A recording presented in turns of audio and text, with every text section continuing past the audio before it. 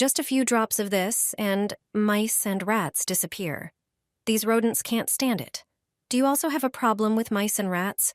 Or maybe you're terrified of them and want to prevent them from showing up. This is a natural way to get rid of them once and for all. This homemade spray effectively keeps unwanted rodents away. First, grind 1 tablespoon of cloves in a grinder so the scent becomes stronger. Transfer the ground cloves into a bowl. Pour in 1 1/4 cups of warm water and add 1 teaspoon of hot chili powder. Also add 1 teaspoon of black pepper, half a teaspoon of garlic powder, and half a teaspoon of cinnamon. Mix everything well so the ingredients blend together. Strain the mixture into another container to remove the spice residue.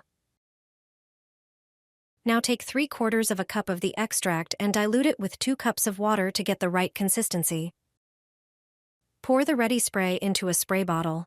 Spray it in the areas where mice and rats are most likely to appear. This natural spray drives rodents away with the strong scent of spices.